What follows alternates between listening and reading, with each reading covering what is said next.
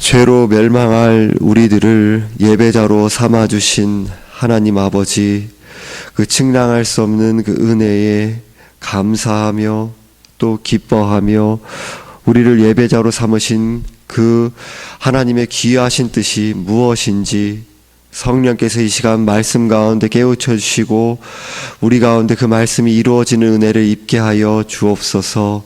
오직 주님께서만 홀로 영광받아 주옵시오며 우리 주 예수 그리스도의 이름으로 기도드리옵나이다. 아멘. 시편 말씀 122편 1절에서 9절 말씀입니다. 시편 122편 1절에서 9절 말씀입니다.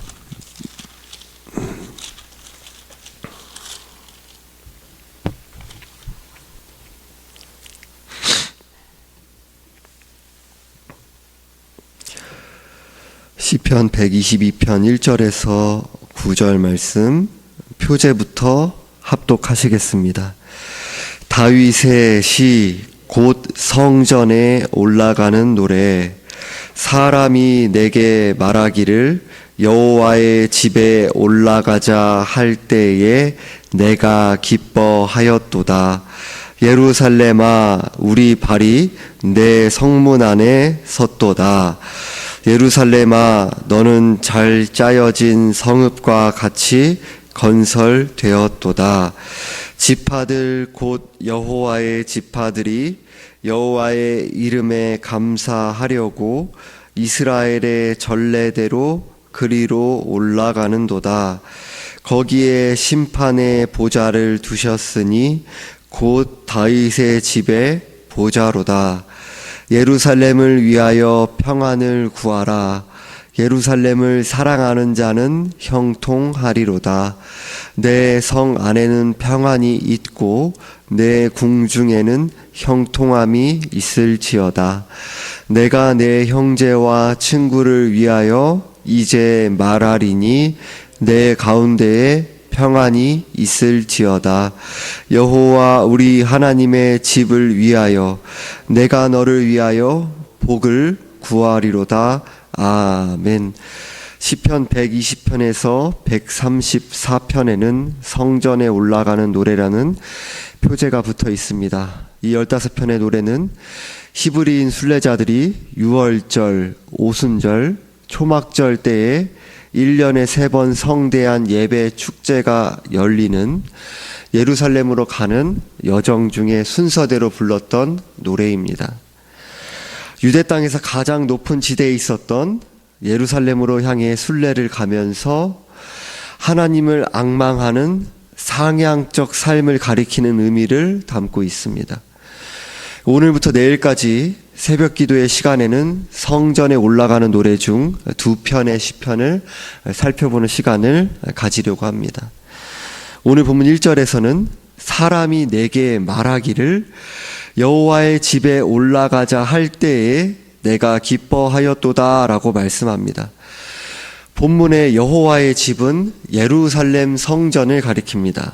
구약의 이스라엘 백성들에게 순례의 길은 험하지만 또 기회는 많지 않았기 때문에 오랫동안 사모하고 준비했던 순례의 길을 떠날 때의 기쁨을 노래하고 있습니다. 즉 우리는 1절에서 예배에 나아오는 예배자의 기쁨의 마음을 보게 됩니다. 예배를 사모하는 마음, 예배를 기뻐하는 마음, 하나님께 예배드리기를 원하고 또 거룩함을 열망하는 마음은 예수 그리스도를 믿음으로 성령으로 거듭난 새로운 성품을 갖게 된 사람만이 소유할 수 있습니다. 참 구원 신앙을 은혜로 소유하게 된 신자는 하나님께 예배하는 것을 싫어하거나 뒷순위에 미룰 수 없습니다. 본질상 그렇게 할 수 없다는 것입니다. 물론 참된 신자도 아직 이 땅에서 죄의 오염과 연약한 부분이 남아 있어서 유혹에 타협을 할 때도 있고요, 게으름에 빠질 수도 있고 자신의 삶의 여러 환경들에 압도되어서 잠시 예배에 대한 마음이 식을 수 있습니다. 그러나 거듭난 새로운 마음을 소유한 신자는 예배를 사모하는 마음이 뒷순위에 밀리고 식게 된 것을 당연하게 여기지 않습니다.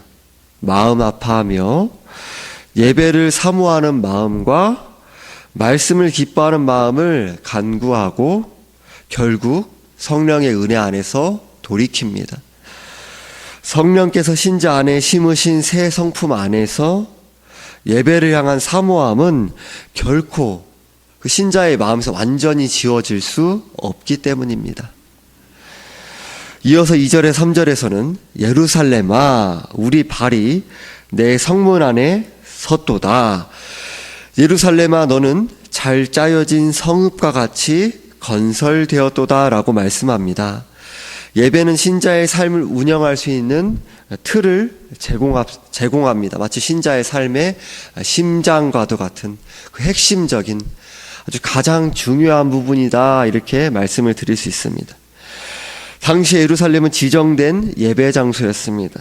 하나님은 바로 그 말씀하신 것을 하나님이 말씀하신 것을 예루살렘에서 떠올리고 기념되는 곳이었습니다.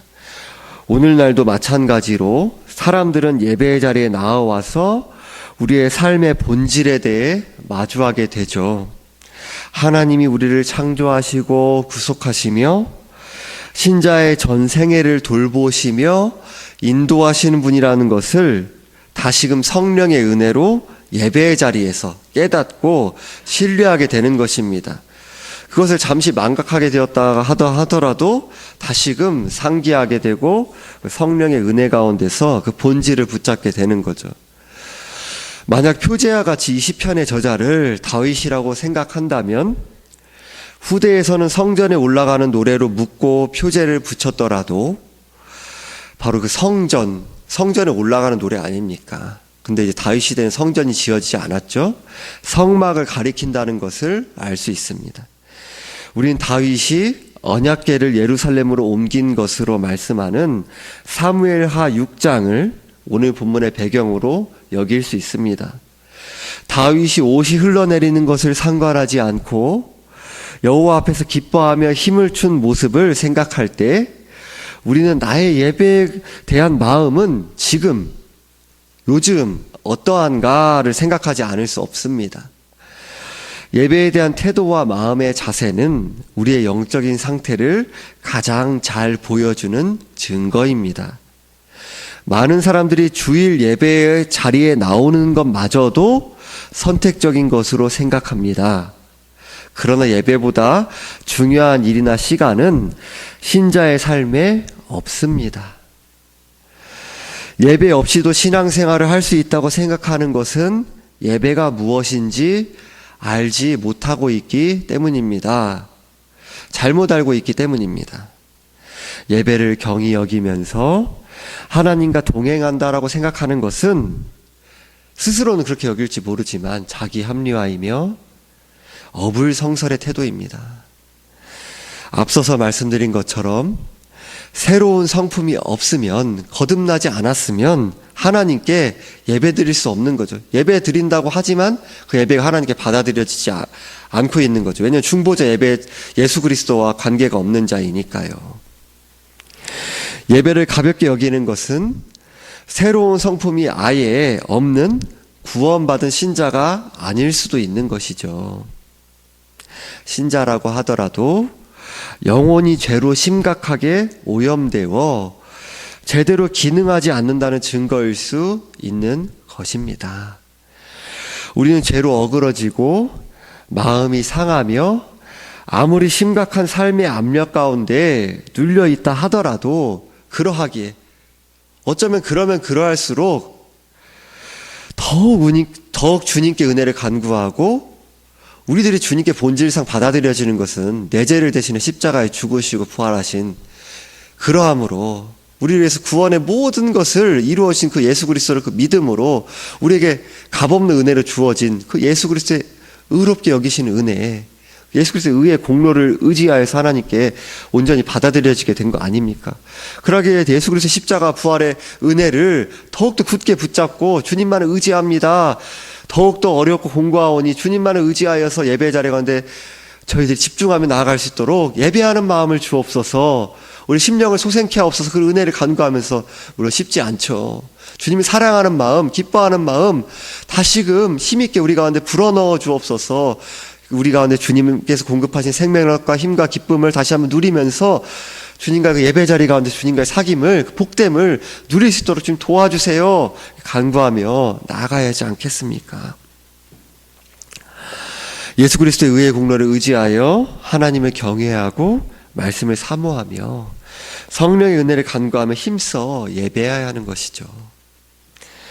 하나님은 예배 시간에 신자의 영혼을 소생시키시고요, 예수 그리스도를 더욱 의지하도록 새 힘을 주시고요, 거룩한 삶으로 나아가고자 하는 감사함과 기쁨과 사모함을, 그 열망을 새롭게 하십니다. 신자는 자신의 영혼에 필요한 모든 것을 예배 시간에 성령님으로부터 충만히 공급받습니다. 이러한 은혜가 성령께서 예배 시간에 신자 가운데 주시는 복된 은혜들입니다. 그 은혜인 것이죠. 그 은혜의 선물들인 것입니다. 동시에 우리는 예배의 자리에 불러주신 것도, 예배를 사모하는 마음을 주신 것도 오직 하나님의 전적인 은혜라는 것을 기억하며 내가 시간을 내서 예배를 드렸어, 내가 예배를 다른 사람들보다 정말 잘 드리지, 이런 공로의식을 주의해야 하겠죠. 오직 하나님께만 영광을 돌리기를 간구하고 힘써야 하는 것이죠. 2절과 3절 말씀에서는 하나님의 성전이 있는 예루살렘에 대해 마치 인격을 대하듯 다정하게, 예루살렘아, 예루살렘은 인격이 아니지 않습니까? 근데 예루살렘아, 2절에서도 3절에서도 예루살렘아, 이렇게 애정을 담아서 부릅니다.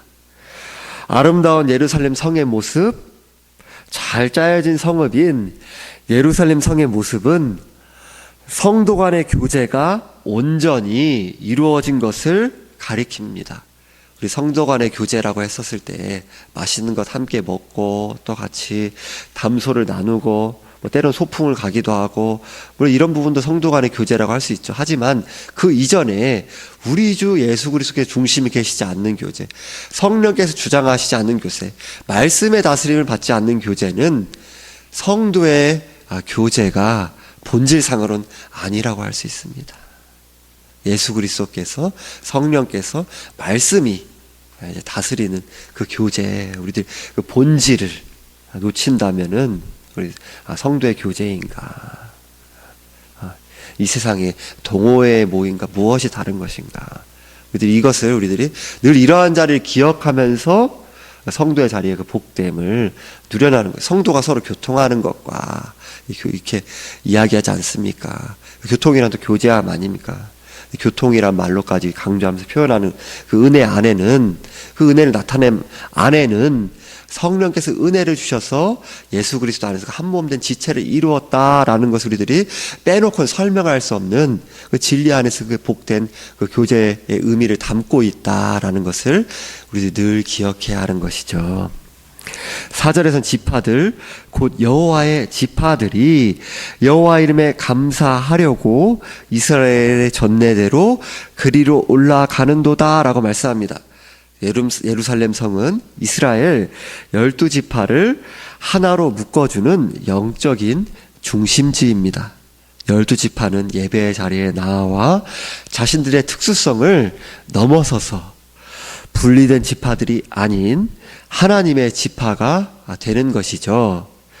예배의 시간에 우리는 각자의 배경과 사회적 위치를 뛰어넘고요, 하나 되어서 살아계신 하나님을 예배드립니다. 우리 남녀노소 어떤 지방의 사람이든지 심지어 국적을 뛰어넘어서도 예수 그리스도 안에서 한 몸된 지체가 된 것이잖아요. 본문은 여호와 이름에 감사하려고 이스라엘의 전례대로 매년 3번 6월절, 오순절, 초막절에 그 성소로 올라갔다고 말씀합니다. 예수 그리스도의 한 몸된 지체로 믿음의 형제자매된 교우들과 하나님께 감사와 찬양을 예배 시간에 우리는 올려드리는 것이죠. 예배 시간에 우리는 성령의 은혜 안에서 그 죄의 오염을 가진 자로, 구원받은 이후에도 죄의 오염을 가진 자로 자기중심적이고 이기적인 마음 우리 가운데 늘 다시금 솟아오르지 않습니까? 이런 이기적인 마음을 회개하고 자기 부인하며 진실한 교제에 힘쓰게 되는 것이죠. 성령이 우리가 갈 수 없는 그 길을 다시금 바라보고 다시금 사모하며 걸어가도록 우리를 주장하시며 인도하시는 거예요. 성령께서 말씀을 통해 자신의 영적인 실상을 보게 하시며 죄를 회개할 수 있도록 은혜를 베푸시고요, 진리 안에서 위로와 기쁨을 누리도록 하시며, 세상이 주는 그 피상적인 위로가 아닌 거죠. 아, 내가 이렇게 죄에 꽉 붙들려 있었구나. 진리를 따르는 것이 이렇게 복된 것인데, 이미 나는 예수 그리스도 안에서 모든 것을 이미 예수 그리스도면 충분합니다. 그분의 참 충만한 만족을 다 받고 있고, 하나님이 그 아들을 내어오신 자에게 어찌 그 아들과 함께 그 모든 것을 주시지 아니하겠느냐. 그의 나라와 그의 의를 구하면서 필요한 것들 때에 맞게 공급하시는데, 그 은혜를 입고 있는 것인데 자기의 유익을 구하지 않고 이제 이웃의 유익을 성령 의지에 기꺼이 우리들이 힘써서 하나님 섬기고 이웃을 섬길 수 있는 그 자유 가운데 참여하게 되었구나. 우리들이 하나님과 이웃을 섬긴다고 하지만 그것이 얼마나 솔직히 정직히 바라봤을 때 얼마나 미약합니까? 이 땅에서 우리 헌신한다 하는데 얼마나 미약합니까? 그것도 성령의 은혜로 드리는 것이고요. 근데 우리들이 그 성령의 은혜 안에서 자기중심적이고 이기적인 마음에서 돌아서서 우리들이 진리 안에서 그 복된 위로와 기쁨과 자유함을 맛보게 되는 것이죠. 그리고 서로를 사랑하고자 하는 마음과 의지를 새롭게 하는 그 은혜를 누리게 되는 것입니다. 그 은혜 안에서 우리들이 성도의 복된 교제를 누리게 되는 것이죠. 5절에서는 거기에 심판의 보좌를 두셨으니 곧 다윗의 집에 보좌로다라고 말씀합니다. 하나님 심판의 보좌에서 하나님의 말씀을 근거로 다스리십니다. 우린 자신도 모르게 일상을 살아가며 주변 문화, 왜곡된 가치관의 영향을 계속해서 직간접적으로 받고 살아가죠.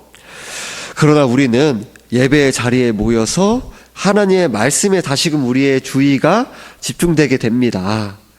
본문은 예배의 자리에서 하나님께서 판결하시는 판사처럼 온 세계를 공의로 다스리시는 분이라는 것을 우리들이 깨닫게 된다라는 것을 가리키고 있습니다. 아, 내가 또 속고 있었구나.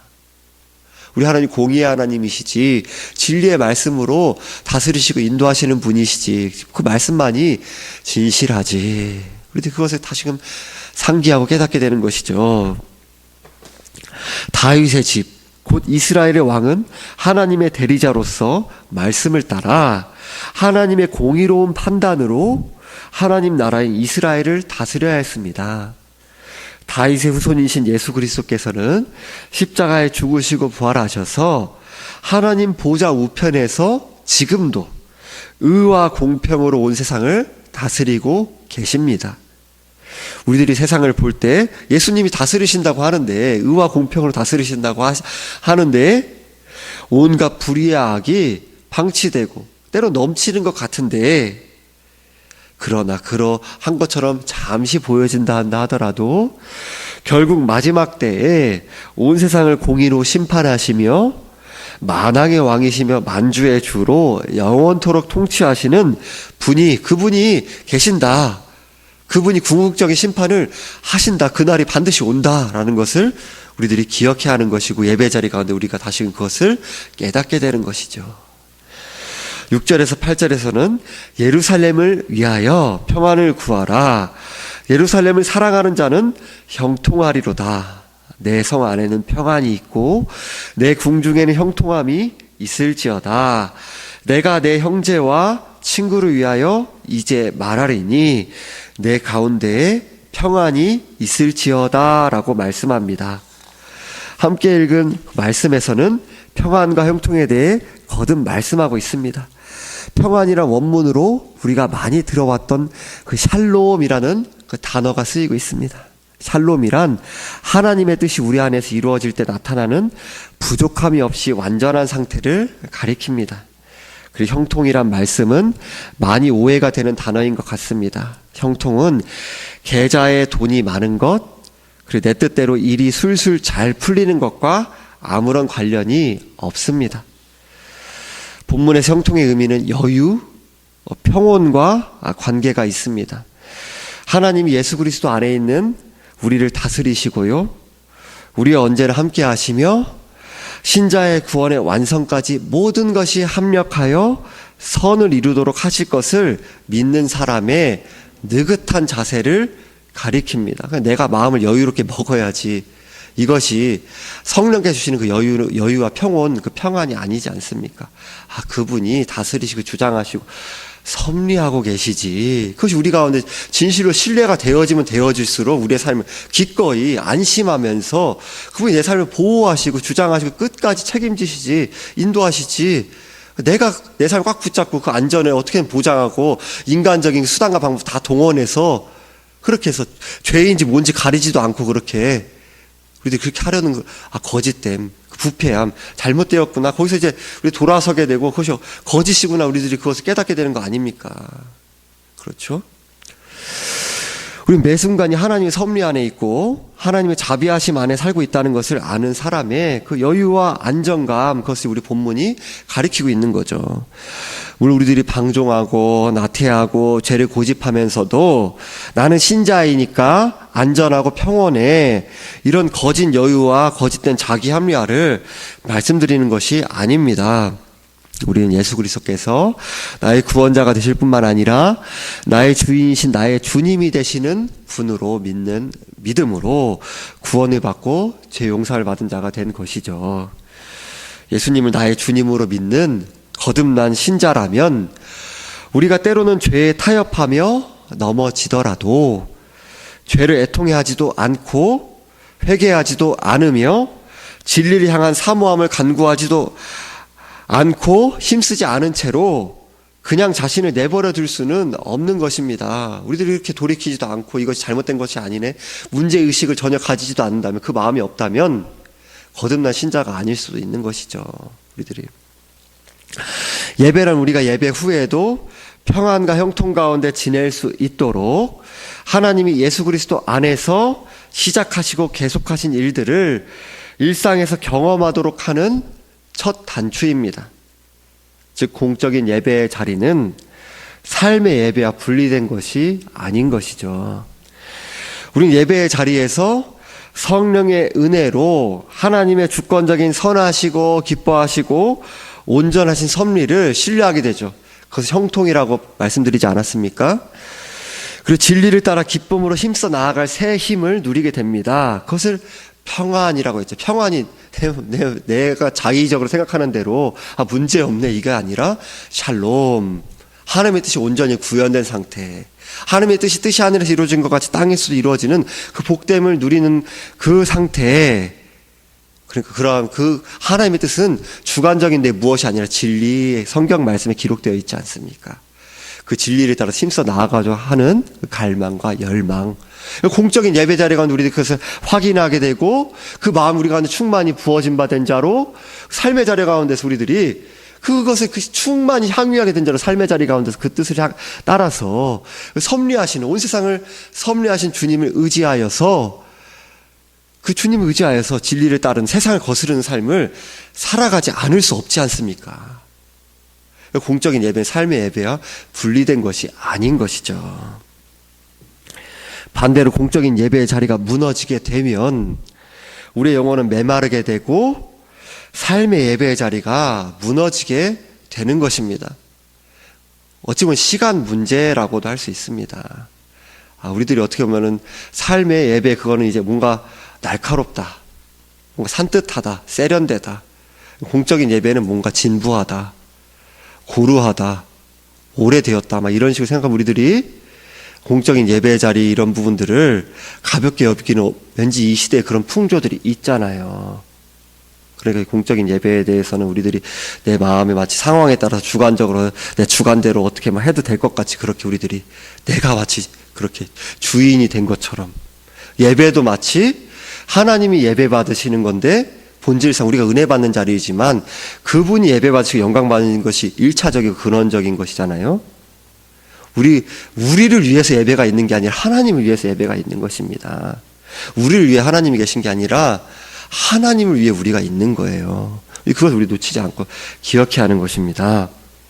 공적인 예배의 자리가 무너지게 되면 삶의 예배는 내 마음, 내가 생각하는 것에 따라서는 나 성경도 읽어, 막 기도도 해. 그리고 막 이렇게 우리들이 여러 가지 이유를 합리화하는 것이지만 내가 중심된 내 마음대로의 자의적인 신앙생활을 하고 있는 것이 가능성이 상당히 높습니다. 내가 취하고 싶은 부분만 취하고 아닌 부분을 외면하는 그러한 자기중심적인, 자기 우상화된 그런 예배생활, 신앙생활을 하고 있다라고 할 수 있는 그런 부분 우리들이 생각해 보아야 하는 것이죠. 예배는 본질적으로 이제 우리의 만족 이전에 하나님을 경배하고 찬양하고 높이는 시간입니다. 예배 드릴 때 우리의 의식과 관심은 유일한 예배의 대상이신 하나님을 향해야 합니다. 어느 정도냐면 심지어 말씀의 자리 가운데서 그래야 합니다. 말씀이 우리 예배 시간에 가장 핵심되는 부분이 아닙니까? 근데 그 말씀의 시간마저도, 하나님의 뜻이 선포되는 말씀의 시간마저도 우리 말씀에 집중하지만 의식은 하나님을 향하는 것입니다. 무엇이 다른가, 이런 궁금증이 생기실 수 있을 것 같습니다. 말씀에 상당히 사모하면서 집중해 들으실 수 있어요. 그런데 그것이 내 지적 유의에만 그칠 수 있습니다. 왜냐하면 내가 우상되어서 내가 나를 마치 예배하듯이 나는 말씀 집중했어, 나는 그 말씀 가운데 사모함으로 그렇게 예배했어 이렇게 하지만 하나님과는 무관한 그냥 내 지적인 허영심을 채우는 그러한 자리 가운데 나아가면서 예배를 드렸다라고 여길 수 있는 것이죠. 또 지적인 것만 채우면서 나의 어떤 그 정서와 삶의 변화, 이런 부분들에 있어서는 나 예배했어, 말씀 가운데 새로운 깨달았어, 우리도 예배했어, 이렇게 여길 수 있는 거죠. 무슨 말인지 너무나 잘 아실 것입니다. 우리들이 너무나 쉽게 그러한 자리 가운데 여러 번 속았잖아요, 저를 비롯해서. 우리 하나님을 경외하는 마음으로 예배를 드려야 합니다. 설교뿐만 아니라 찬송과 기도도 모든 예배의 시간에 하나님께 마음을 쏟기를 간구하고, 지금 일단 주일 낮 예배, 물론 본질상 모든 예배가 해당되는 것인데요, 그럼에도 예배의 시작, 예배의 마무리까지 일반적으로 담임 목사님께서 그 축도의 자리까지 선포하시는 그 예배의 자리까지 내가 임의로 그래 여기까지는 내 예배고 바쁘니까 그냥 집에 가도 되지, 여기까지 말씀 들었으니까 집에 가도 되지, 아니면 이제 한 달 우리들이 자의적으로 어떤 부분을 선택하고 어떤 부분을 생략하고 이렇게 해도 되는 것입니까? 예배는 처음부터 끝까지 하나님께 올려드리는 것이고 하나님 향하여 드리는 것입니다. 여러분들이 어려서부터 배워온 그대로요. 찬송과 기도와 모든 예배의 시간에 하나님께 마음을 쏟기를 간구하고 마음의 동기와 방향이 하나님을 향해야 합니다. 이것이 우리의 인간의 힘으로 안 되죠. 성령님께 은혜를 간구해야 하는 거죠. 예배할 때 하나님보다 설교자를 향하고, 이것도 본질상 문제가 있는 것입니다. 근데 이러한 것이 심해지면 어떠한 부분이 있을 수 있어요? 설교자가 누구니까 이제 오늘은 이제 예배해야지, 아니면 아니해야지, 아니면 예배 설교자가 누구니까 오늘은 말씀이 들을만 하겠다, 아니겠다. 이제 우리들이 예배를 어느 분을 향하여 드리고 있는가, 이게 이제 놓치고 있는 거죠. 이제 그런 마음 상태에서는 자신은 이제 그 순간은 미처 인식하지 못했을 수 있는데 지금 하나님께 예배드리고 있는 거다, 이것에 망각한 것입니다. 찬송을 부르며 가사의 의미를 생각하면서 하나님을 경배하기보다 멜로디의 박자를 향하거나 교회 인테리어와 같은 분위기의 마음을 빼앗기지 않아야 합니다. 이것도 우리도 예배드린다고 하고 있는데 예배를 드리고 있지 않은 것일 수 있는 것이죠. 앞서서 말씀드린 것처럼 내가 예배에 정기적으로 출석하고 있다는 것이 자기의로 변질되는 것에 늘 주의해야 합니다. 우리 죄의 본성 그걸 속이니까요. 예배의 자리에 내가 단지 참여하고 있다라는 것 자체로 자기 만족하며 자신을 합리화할 것이 아닙니다. 습관적인 형식적인 예배는 영적인 변화를 경험하기는커녕 오히려 지루하고 지치게 만드는 무서운 율법주의로 굳어지게 합니다. 심지어 신자라고 한다 하더라도 우리들이 그러한 자리로 돌아가고, 그러면서 무엇이 잘못됐는지를 스스로도 놓치고 속고 있을 수 있는 거죠. 이사야 1장에서 하나님은 내 마당만 밟을 뿐이니라 라고 말씀하셨습니다. 예배하고 있는 게 아니라는 거죠. 예배의 대상이신 하나님을 의식하고 경외하며 진실한 마음으로 하나님께 예배드리기를 간구하고 하나님께 온 마음을 쏟아 예배드리기를 힘써야 하는 것이죠. 거룩하시며 아름다우시고 선하신 하나님께서는 예배 시간에 여전히 부패함이 많은 우리들에게 성령의 은혜 안에서 말씀을 깨닫게 하시고요, 우리의 기도와 찬송을 받으시며 거룩한 마음을 새롭게 하시고 하나님과의 인격적인 사랑의 관계와 기쁨을 누리도록, 잠시 메말랐다 한다 하더라도 새롭게 하도록 그런 은혜를 베풀어 주시는 것입니다. 우리 하나님은 무인격체가 아니에요. 돌덩이가 아니에요. 9절에서 여호와 우리 하나님의 집을 위하여 내가 너를 위하여 복을 구하리로다 라는 말씀과 같이 하나님은 아들을 내어주시기까지 하셔서 우리를 구원하시고 죄를 사하시며 자녀 삼으신 복을 베푸셨습니다. 그리고 사도행전 20장 28절과 같이 하나님이 자기 피로 사신 교회라는 말씀처럼 예수님의 대리속죄의 은혜로 주님의 몸된 교회를 하나님께서 친히 세우셨습니다. 하나님께서 하늘의 신령한 복을 누리게 된 우리가 하나님을 향한 사랑과 기쁨과 경외함과 진실함에 인격적인 반응으로 마음을 쏟아 하나님을 예배하기를 원하십니다. 이러한 마음조차도 신자 안에 계시는 성령께서 전적인 은혜로 주시는 것이며 예수 그리스도의 의의 공로로 인하여 우리의 연약하고 흠이 있는 예배를 기뻐 받아주시는 것입니다. 기도드리겠습니다. 하나님 아버지, 우리의 예배의 자리를 살펴볼 수 있는 은혜 주심에 감사드립니다. 우리의 자리 가운데 무엇이 무너졌고 무엇을 합리화하고 있고 무엇이 왜곡되어 있는지를 볼 수 있도록 성령께서 빛을 비추어 주옵소서. 우리의 온 마음을 쏟아서 우리에게 모든 것 내어주신 아들을 내어주신 그 사랑과 은혜, 그 복된 그 모든 것을 받은 그 은혜, 우리들이 무엇을 받았는지를 기억하면서 진리를 따를 수도 없던 자들이 진리를 향하여서 우리들이 어떠한 핍박과 아픔과 그런 유혹과 여러 가지 삶의 자리 가운데서도 성령의 은혜로 우리는 갈 수 없는 길을 가게 되고 자기 부인하면서 기쁨으로 진리를 따르는 그 길로 우리들이 부름받게 되었는데, 그 공적인 예배 자리 가운데 우리들이 그것을 확인하게 되고 그 길을 따를 수 있는 힘을 부여받고 충만하게 공급받아 삶의 자리 가운데서 살아갈 수 있게 되었는데, 우리 공적인 예배 자리 가운데서 첫 예배의 시종을 진실로 하나님 앞에 진실한 예배, 주님을 사랑하는 예배, 주님을 경외하는 예배 드릴 수 있도록 우리의 힘과 능력으로 갈 수 없는 그 길을 성령이여 주장하여 주시고, 늘 그러한 자리에 우리 떨어진 부분이 있다면 회개할 수 있도록 도와주시고, 그러함 우리들이 삶의 예배 자리 가운데서도 진실하고 신실하고 주님과 동행하는, 참으로 우리가 합리화하며 그 무엇이 아닌 그 복된 우리의 삶의 그 영적인 그 실체에 그런 주님께서 주시는 그런 그 충만함을, 예수 그리스도께서 주신 우리에게 그 이미 모든 것을 주신 그 복된 은혜를 향유함이 무엇인지 공적인 예배 자리 가운데, 삶의 자리 가운데서 만끽하고 흘려보내고, 그러하기에 그 은혜를 충만히 공급받은 자로서 세상은 감당할 수도 없고, 또 우리들이 그 뜻을 향하여서 사모함과 기쁨으로 걸어가지 않으면 견딜 수 없는 그 삶이 우리 가운데 이루어지는, 이것이 이러한 것이었나?